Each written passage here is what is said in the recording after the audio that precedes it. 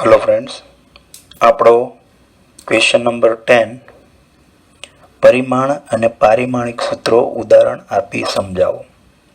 પરિમાણ અને પારિમાણિક સૂત્રો બે શબ્દો સમજવાના છે. જો મિત્રો આ અગત્યનો ટોપિક છે તમારા માટે, જેડબલઈ નીટ માટે. આમાંથી એમસીક્યુ જેડબલઈ નીટમાં પૂછાય છે, બરાબર. એટલે આખો ટોપિક સરસ રીતે સમજો અને લખીને તૈયાર કરજો, બરાબર. એમને વાંચી જશો તો આવડશે નહીં, કેમ કે આમાં ઘણી બધી નવી માહિતી તમારે યાદ રાખવાની છે. જે 8મા 9મામાં તમે ભણી ગયા છો એવા સૂત્રોને એવું યાદ રાખશો તો જ તમે આ ગણી શકશો અને આના આધારે દાખલા કે એમસીક્યુ સોલ્વ કરી શકશો. એટલે બરાબર આ નવો ટોપિક સમજો, બરાબર. શું આ પરિમાણ અને પારિમાણિક સૂત્રો શું છે? તો હવે શું કરશું આપણે આવું વિચારીશું કે માની લો હવે આપણી પાસે 3 મૂળભૂત રાશિ મેં તમને શરૂઆતમાં કીધી હતી, દળ, લંબાઈ અને સમય. તો એના માટે આપણે નક્કી કરશું, એને ચોક્કસ રીતે દર્શાવશું. તો હવેથી દળને આપણે કેપિટલ એમ વડે દર્શાવશું. એમ એટલે માસ એટલે દળ. લંબાઈને હંમેશા આપણે કેપિટલ એલ વડે દર્શાવશું. એલ એટલે લેન્થ, લંબાઈ. અને સમયને આપણે ટી વડે દર્શાવશું, ટી ફોર ટાઈમ. તો ત્રણેય મૂળભૂત રાશિ છે, આપણે એને એમ, એલ, ટી વડે દર્શાવશું. અહીંયા ત્રણેય કેપિટલ છે, બરાબર. અને મિક્સ ન કરતા. લંબાઈ એટલે મીટર એવું નથી વિચારવાનું. લંબાઈ એટલે મીટર એટલે એમ નહીં, બરાબર. અહીંયા અંગ્રેજી નામ જ યાદ રાખો. એમ ફોર માસ એટલે દળ, એલ ફોર લેન્થ એટલે લંબાઈ, અને સમયને ટી વડે દર્શાવશું. હવે કોઈ પણ રાશિ છે એને તમે એમએલટીની ઘાત વડે દર્શાવશું. અહીંયા મેં 2-3 ઉદાહરણ લખ્યા છે, પહેલાં આપણે સમજીએ એટલે આપણને આ બાબત ક્લિયર થઈ જાય, મુદ્દા ક્લિયર થઈ જાય. તો જો શું છે, દાખલા તરીકે મને એમ કે વેગનું પારિમાણિક સૂત્ર દર્શાવો, બરાબર. તો જો કઈ રીતે વિચારાય, તો વેગ પારિમાણિક સૂત્ર માટે ખાસ બાબત કે ક્યાં તો એનું સૂત્ર તમને આવડતું હોવું જોઈએ, ક્યાં તો એનો એકમ તમને આવડતો હોવો જોઈએ. બેમાંથી એક આવડે તો પારિમાણિક સૂત્ર બને. આપણે અત્યારે બંને રીતે વિચારશું. તો વેગ અથવા ઝડપ છે એનું સૂત્ર શું છે? અંતર ભાગ્યા સમય. અથવા એકમ લેવો હોય, અંતર હોય તો મીટર, સમય હોય તો સેકન્ડ. એટલે અંતર શું છે? મીટર પર સેકન્ડ. હવે આમાંથી તમે આવું વિચારો, જો મીટર તમારે તો એમએલટીની ઘાતમાં દર્શાવવાનું છે, તો મીટર એટલે શું થયું? લંબાઈ એટલે એલ. તો જો મેં એલ લખ્યું, અને મીટરની કેટલી ઘાત છે? 1 ઘાત છે, તો એલની 1 લખી. છેદમાં સેકન્ડ છે, સેકન્ડ સમય છે એટલે ટાઈમ, તો છેદમાં લખો ટી. અને સેકન્ડની કેટલી ઘાત છે? 1 ઘાત છે, તો અહીંયા ટીની કેટલી લખી? 1, બરાબર. તો જો અહીંયા આપણું સમીકરણ શું બન્યું? L1 ટીની -1, ટીની 1 ઉપર જાય એટલે -1, L1 ટીની -1. પણ અહીંયા દળની કોઈ વાત નથી, અહીંયા કિલોગ્રામ નથી ક્યાંય, દળ કિલોગ્રામમાં મપાય. તો એમની આપણે શું લખી? 0 લખી. એટલે આપણી પાસે એક પદ બન્યું M0 L1 ટીની -1. તો જો આ જે બન્યું એને આપણે શું કહીશું? વેગનું પારિમાણિક સૂત્ર. શું કહીશું? વેગનું પારિમાણિક સૂત્ર કહેવાય, બરાબર. એટલે M0 L1 ટીની -1 થયું. તો આવી રીતે એમએલટીની ઘાતમાં તમે દર્શાવશો, બરાબર. અથવા બીજું લઈએ, જો 2-3 પ્રેક્ટિસ કરીએ એટલે આ મુદ્દા ક્લિયર થઈ જાય. ચાલો આપણે પ્રવેગનું, તમને એમ કે પ્રવેગનું પારિમાણિક સૂત્ર બનાવો. તો જો પ્રવેગ એટલે શું સૂત્ર છે? એ સૂત્ર આપણે યાદ રાખીએ, વેગના છેદમાં સમય. અગાઉ મેં કીધું છે. અથવા એકમ લખીએ, વેગ એટલે આપણને ખબર છે મીટર પર સેકન્ડ, બરાબર. અને છેદમાં સમય એટલે સેકન્ડ. તો આનો એકમ બન્યો મીટર પર સેકન્ડ સ્ક્વેર. આ સેકન્ડ અહીંયા જાય એટલે મીટર પર સેકન્ડ સ્ક્વેર. હવે પાછું બનાવું છું, તો જો મીટર એટલે શું? લંબાઈ, બરાબર. લંબાઈ એટલે એલ, એટલે એલ લખ્યું. પણ મીટરની કેટલી ઘાત છે? 1, એટલે 1. સેકન્ડનો વર્ગ છે, સેકન્ડ એટલે સમય એટલે ટી, તો ટીનો વર્ગ છે. પણ મેં અહીંયા અંશમાં લખ્યું છે, તમે આવું લખી શકો, L1 છેદમાં ટીની 2, સેકન્ડ એટલે ટી નો સ્ક્વેર. પણ ટીની 2 ઉપર જાય એટલે ટીની -2, એટલે પદ બન્યું L1 ટીની -2. પણ વળી પાછું આમાં કે દળ કિલોગ્રામ નથી, એટલે એમ નથી, માસ નથી, એટલે એમની શું લખી? 0. એટલે શું બન્યું આપણું? M0 L1 ટીની -2. તો આ શું? પ્રવેગનું પાસું થયું. એવી જ રીતે ઘનતાનું પાસું કે તમને. તો ચાલો ઘનતાનું સૂત્ર લખીએ, દળ ભાગ્યા કદ. અથવા એકમ લખવું હોય તો તળ તમે લખશો કિલોગ્રામમાં અને કદ લખશો મીટર ક્યુબમાં. કદનો એકમ શું છે? Metre cube. નો ખ્યાલ આવે તો કદ એટલે આપણને ખબર છે લંબાઈ ગુણ્યા પહોળાઈ ગુણ્યા જાડાઈ, એ કદ થાય. તો જો લંબાઈ મીટરમાં માપો ગુણ્યા પહોળાઈ મીટરમાં માપો જાડાઈ મીટરમાં માપો તો શું છું? Metre cube. એટલે એકમ છો કદનો મીટર ક્યુબ.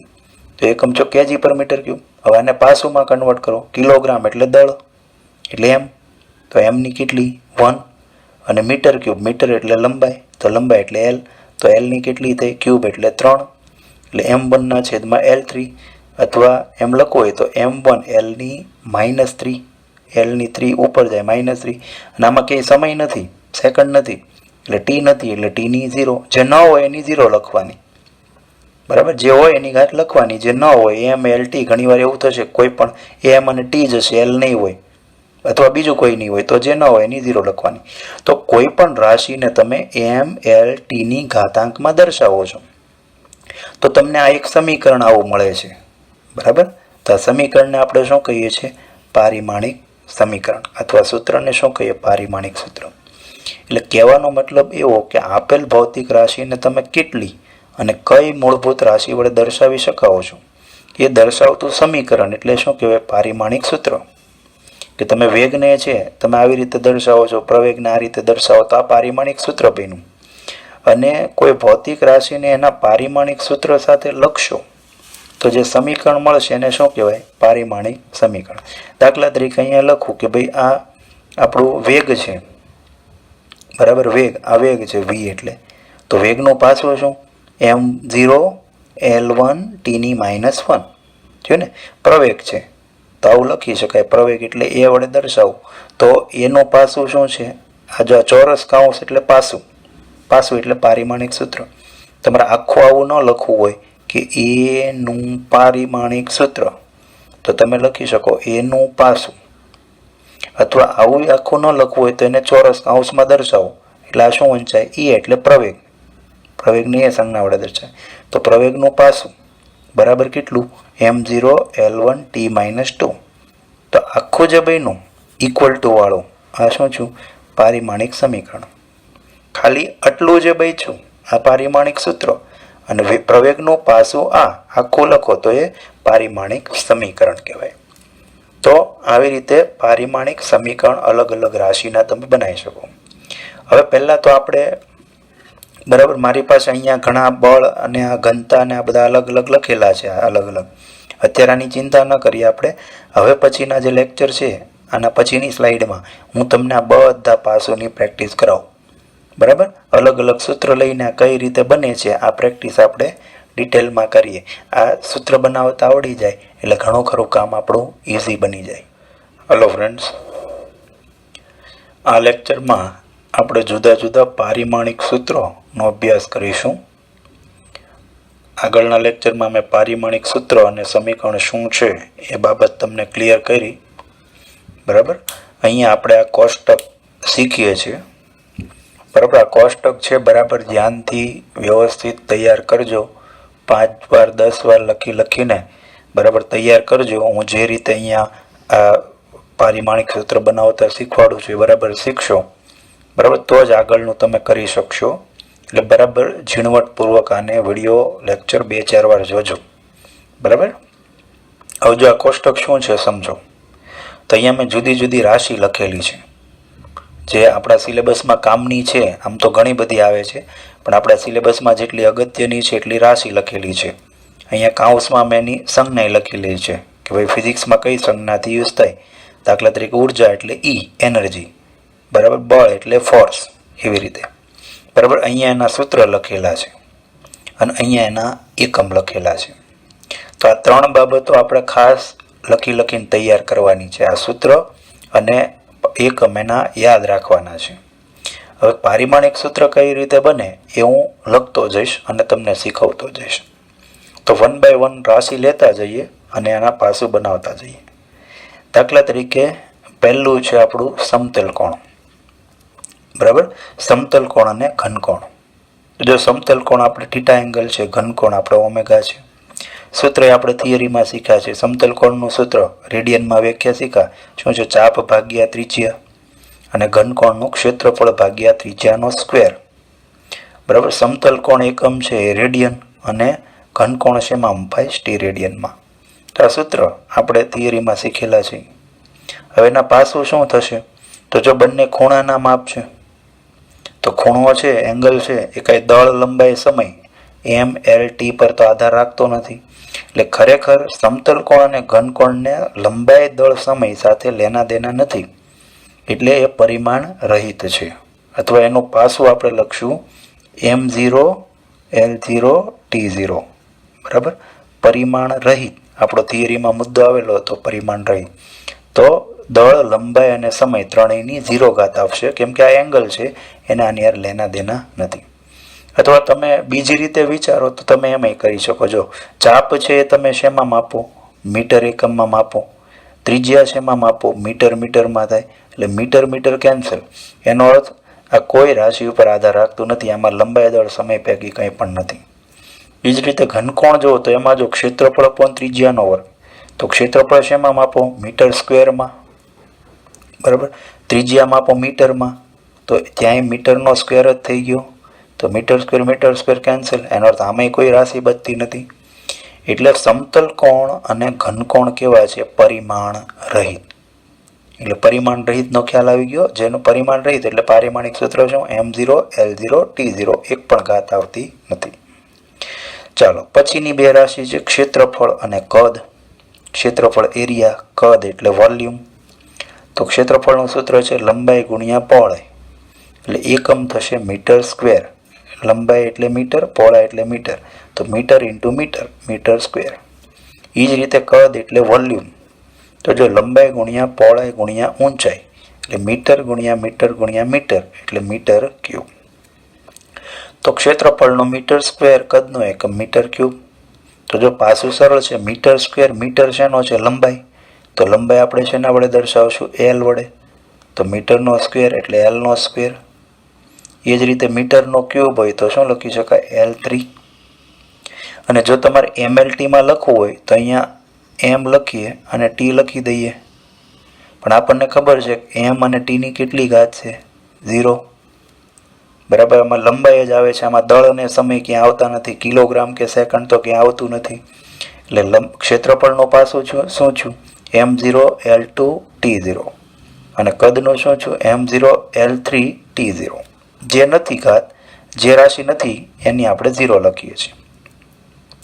ચાલો એ પછી આવે ઘનતા, રો, જેને આપણે અંગ્રેજીમાં ડેન્સિટી કહીએ. તો ઘનતાનું સૂત્ર આપણે લીધું હતું દળ ભાગ્યા કદ. દળ અને કદનો ગુણોત્તર ઘનતા બને. એકમ બનાવો છે તો દળ શેમાં મપાય? કિલોગ્રામમાં. અને કદ શેમાં મપાય? મીટર ક્યુબમાં. એટલે જો કેજી મીટરની -3, અથવા તમે આમાંય લખી શકો કિલોગ્રામ ના છેદમાં મીટરનો ઘન, કેજી પર મીટર ક્યુબ. મેં છેદમાં નથી લખવું, અંશમાં લખ્યું એટલે મીટરની -3.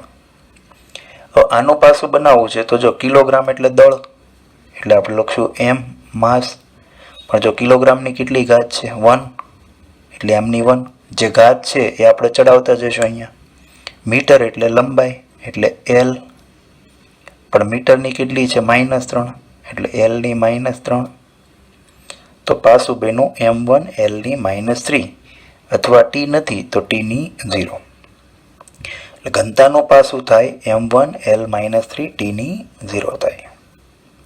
ચાલો પછી આવશે વેગ અને પ્રવેગ. બે સાથે લઈએ છીએ. તો જો વેગનું સૂત્ર શું છે? Velocity v. તો સૂત્ર છે અંતર ભાગ્યા સમય. અને પ્રવેગનું સૂત્ર છે અંતર ભાગ્યા સમયનો વર્ગ. આ સૂત્ર આપણે અગાઉ ચર્ચા કરી ગયા છીએ. બરાબર. એકમય લઈએ તો અંતર એટલે મીટર, છેદમાં સમય એટલે સેકન્ડ. તો મીટર પર સેકન્ડ, અથવા સેકન્ડ અંશમાં લખવું હોય તો મીટર સેકન્ડની -1. અહીંયા થશે અંતર અપોન સમયનો વર્ગ એટલે મીટર પર સેકન્ડ સ્ક્વેર, અથવા મીટર સેકન્ડની -2. આવી રીતે લખી શકો. હવે આનું પાછું બનાવીએ જો તો મીટર એટલે લંબાઈ L અને મીટરની 1 ઘાત છે એટલે Lની 1. સેકન્ડ એટલે T સમય અને ટીની -1 છે એટલે L1 ટીની -1. એમ નથી તો આપણે 0 મૂકી દઈએ એટલે M0 L1 ટીની -1 થઈ ગયું. એ જ રીતે પ્રવેગનું પાસું જોઈએ આપણે, બરાબર છે. તો મીટર એટલે L1 છેદમાં સેકન્ડની -2, સેકન્ડ એટલે ટીની -2 અને એમ નથી એટલે 0. તો M0 L1 ટીની -2. તો આ પ્રવેગનું બની જાય. ખ્યાલ આવે છે તમને? ચાલો, એ જ રીતે હવે આપણે લઈએ બળ, બરાબર. તો જો બળ ફોર્સનું સૂત્ર છે દળ ગુણ્યા પ્રવેગ, બરાબર. તમે આવું સૂત્ર શીખા હશો, F બરાબર ma, બરાબર. તો ફોર્સ બરાબર માસ, m એટલે દળ અને e એટલે પ્રવેગ. તો દળ અને પ્રવેગનો ગુણાકાર શું બને? બળ, ફોર્સ. એકમ બનાવવો છે તો જો દળનો એકમ શું લખીએ? કિલોગ્રામ, બરાબર. દળ કિલોગ્રામમાં માપીએ અને પ્રવેગ શેમાં માપીએ? મીટર સેકન્ડની -2.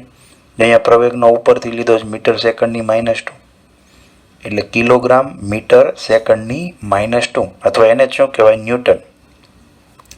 અમુક એકમ વૈજ્ઞાનિકના નામે છે, બળ છે એ ન્યૂટનમાં મપાય છે. એટલે તમે ન્યૂટન ટૂંકમાં કહો તો ન્યૂટન, નહીતર શું? કિલોગ્રામ મીટર સેકન્ડની -2. એટલે ન્યૂટન કહો કે કિલોગ્રામ મીટર સેકન્ડની -2 કહો, બેવ સરખું છે. મેં તમને આવું કીધું છે, ફોર્સ ન્યૂટન, અહીંયા કિલોગ્રામ અને પ્રવેગનો મીટર પર સેકન્ડ સ્ક્વેર, બરાબર.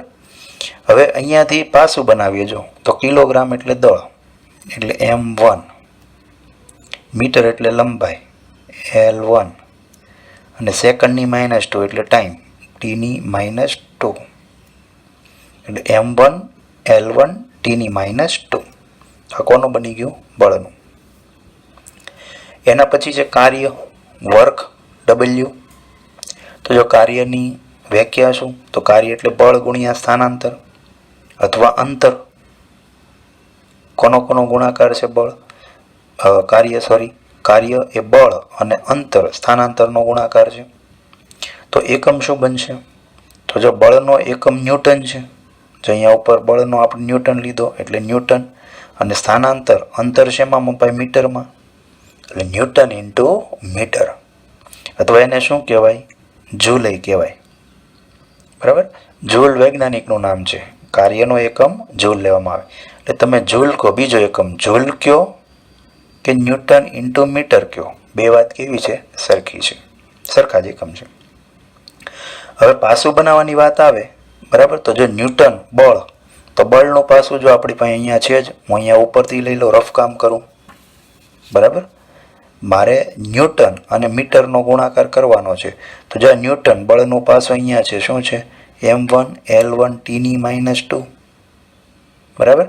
અને ઇન્ટુ અંતર મીટર, તો શું છું? L1 ન્યૂટન મીટર, આ ન્યૂટનનું, આ મીટરનું L1 એટલે શું છું? M1 આનું સાદરૂપ L, આની 1 + 1 Lની 2 અને ટીની -2 એટલે શું છું? M1 L2 ટીની -2 એટલે કાર્યનું પાસું છું M1 L2 ટીની -2. એ જ રીતે ઉર્જા, તો ઉર્જાનું સૂત્ર ઉર્જા કાર્ય અથવા ઉર્જા સરખું થાય. જા સમજો કે ઉર્જાનો એકમ જૂલ છે, કાર્યનો એકમ જૂલ છે. એટલે આમ જોઈએ તો આ બે રાશિ સરખી છે, કાર્ય અને ઉર્જા બંનેના સૂત્ર સરખા છે, એકમ સરખા છે, ન્યૂટન મીટર અથવા જૂલ. એટલે પાછું આપણે બેઠું જે કાર્યનું છે જે ઉર્જાનું લખીએ સમાન જ છે, એટલે M1 L2 T -2 એટલે કાર્ય અને ઉર્જાનું પાછું સરખું થશે. ચાલો, પછી આવે છે પાવર અથવા કાર્ય ત્વરા. તો જો પાવરનું સૂત્ર છે કાર્યના છેદમાં સમય, કાર્યને તમે સમય વડે ભાગો તો એ બની જાય પાવર, બરાબર. કાર્ય ભાગ્યા સમય સૂત્ર છે. એકમ શું થશે? તો કાર્ય શેમાં માપો? જૂલમાં, છેદમાં સમય શેમાં માપો? સેકન્ડમાં. એટલે એકમ બની જાય જૂલ સેકન્ડ ઇનવર્સ અથવા જૂલ પર સેકન્ડ, અથવા એને આપણે કહીશું વોટ. તમે જેમ્સ વોટ શીખા છો, જેમ્સ બોન્ડ નહીં, જેમ્સ વોટ. પાવરનો એકમ શું છે? જેમ્સ વોટ પરથી વોટ લીધેલો છે. તો વોટ કયો કે જૂલ પર સેકન્ડ કયો, બે વાત સરખી છે. એટલે પાછું લઈએ તો જો જૂલનું ભાગ્યા સેકન્ડનું. હવે જૂલનું આપણી પાસે છે ઉર્જાનું જૂલ છે એનું પાછું છે શું આપણે લખ્યું m1L2T-2. અહીંયાથી લીધું ઉર્જાનું જૂલ છે એનું આ પાછું લીધું છેદમાં સેકન્ડ એટલે T-1. તો જો આપણું શું બની ગયું m1L2T-3. બરાબર. T-2 છે અહીંયા 1 છે તો 1 ઉપર જાય એટલે T-2 -1 1 બાદ થાય -2 -1 એટલે -3 એટલે m1L2T-3.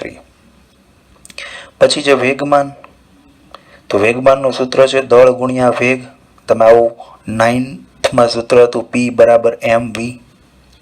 બરાબર. તો વેગમાનનું સૂત્ર થાય દળ ગુણ્યા વેગ. બરાબર. દળ અને વેગનો ગુણાકાર વેગમાન બને. ચાલો એકમ તો દળનો કિલોગ્રામ અને વેગનો આપણી પાસે છે અહીંયા મીટર સેકન્ડ ઇન્વર્સ અહીંયાથી લીધો એટલે કિલોગ્રામ મીટર સેકન્ડની -1. તો એનું પાછું બનાવે. ચાલો કિલોગ્રામ એટલે દળ એટલે m1, મીટર એટલે લંબાઈ L1, સેકન્ડની -1 એટલે T-1. એટલે વેગમાનનું પાછું બને m1 L1 સેકન્ડ એટલે T-1. એ પછી દબાણ. તો દબાણનું સૂત્ર છે બળ ભાગ્યા ક્ષેત્રફળ. બળ અને ક્ષેત્રફળનો ભાગાકાર. દબાણ P પ્રેશર. ચાલો એકમ શું થશે તો બળનો એકમ ન્યૂટન. બળ એટલે ન્યૂટન. ક્ષેત્રફળ માપીએ છીએ મીટર સ્ક્વેરમાં. જ અહીંયા ક્ષેત્રફળ મીટર સ્ક્વેરમાં એટલે દબાણ છે ન્યૂટન પર મીટર સ્ક્વેર. ન્યૂટન પર મીટર સ્ક્વેર અથવા એને વૈજ્ઞાનિક પાસ્કલની યાદમાં પાસ્કલ વડે દર્શાવે છે. દબાણ પાસ્કલ એકમમાં પણ યુઝ થાય. એટલે તમે પાસ્કલ કયો કે ન્યૂટન પર મીટર સ્ક્વેર છો બે સરખી વાત થઈ. તો હવે પાછું શું બનશે તો હાલો પહેલાં ન્યૂટન લઈએ. તો ન્યૂટનનું ન્યૂટન એટલે બળ. જો અહીંયા પાછું છે બળનું અહીંયા ન્યૂટન છે તો એ પાછું આ છે એટલે હું લખી દઉં જો અહીંયા રફ કામ કરું. બરાબર. તો ન્યૂટનનું પાછું શું લખી દઉં અહીંયા બળનું m1L1T-2 m1L1T-2 છેદમાં બરાબર મીટર સ્ક્વેર છે છેદમાં બળના છેદમાં ક્ષેત્રફળ એટલે મીટર સ્ક્વેર લખવું છે એટલે L2 ક્ષેત્રફળનું શું લખ્યું L2 મીટર સ્ક્વેર છે એટલે તો આ શું થયું m1L ની 1 - 2 એટલે -1 Lની 1 અંશમાં 1 છેદમાં 2 એટલે 1 - 2 -1 અને છેદમાં -2 એટલે m1 Lની -1 Tની -2 આન્સર આવ્યો. હવે લઈએ આવર્તકાળ. આવર્તકાળ T એટલે સમય સેકન્ડ. જો આવર્તકાળ તમને ખ્યાલ છે બરાબર તમે દોલનમાં શીખ્યા હતા 9મા ધોરણમાં. આવર્તકાળ કાળ એટલે સમય એનું કોઈ સૂત્ર નથી. સમય એટલે સેકન્ડ. બરાબર. તમે એવું કહો કે એક દોલન પૂરું કરવા માટે લાગતો સમય સૂર્યની આજુબાજુ પૃથ્વી ગોળ ગોળ ફરે છે તો સૂર્યની આજુબાજુ પૃથ્વી કેટલા સમયમાં એક ચક્રાઓ પૂર્ણ કરે તો આવર્તકાળ એ સમયમાં મપાય સેકન્ડ. એટલે જો આનું પાછું એકમ સેકન્ડ છે એટલે પાછું શું થાય T-1. m ને L તો છે નહીં એટલે m0L0 ખાલી સેકન્ડ જ છે. અને એના પછી આવે આવૃત્તિ ફ્રીક્વન્સી f. તો જો એનું સૂત્ર છે 1/T. T આવર્તકાળ છે એટલે આવર્તકાળનો વ્યસ્ત એ શું બને આવૃત્તિ. તો એનો એકમ શું થશે તો આવર્તકાળનો આપણે સેકન્ડ બોલ્યા હતા તો 1/સેકન્ડ એટલે સેકન્ડ ઇનવર્સ અથવા એકમ શું થાય હર્ટ્ઝ. તમે આવૃત્તિ શીખ્યા છો કે 50 હર્ટ્ઝ આવૃત્તિ છે એસી. આપણે એસી કરંટ આવે 50 હર્ટ્ઝ આવૃત્તિ બોલો તો હર્ટ્ઝ આવૃત્તિનો એકમ છે સેકન્ડ ઇનવર્સ એટલે પાછું શું થશે સેકન્ડ એટલે T એની -1 એટલે Tની -1 અને m ને L તો 0 છે એટલે m0L0 Tની -1. તો આટલી રાશિની આપણે પ્રેક્ટિસ કરી. આ અગત્યની રાશિ છે. અહીંયા આ સૂત્ર કઈ રીતે આવ્યા બરાબર આ બાબત કઈ રીતે આ ખાનું મેં ભર્યું એ બરાબર સ્પષ્ટ મેં તમને સમજાવ્યું. વારંવાર વિડીયો જોઈને બરાબર પ્રેક્ટિસ કરજો. આ બે ખાના તમારે આ ખાનું યાદ રાખવાનું છે એના ઉપરથી આ બની જશે અને આ આવડશે તો આ પાછું આવડી જશે. તો અહીંયા જે રીતે મેં પ્રેક્ટિસ કરાવી એ રીતે વારંવાર પ્રેક્ટિસ કરજો. આ સૂત્ર બરાબર તૈયાર કરજો.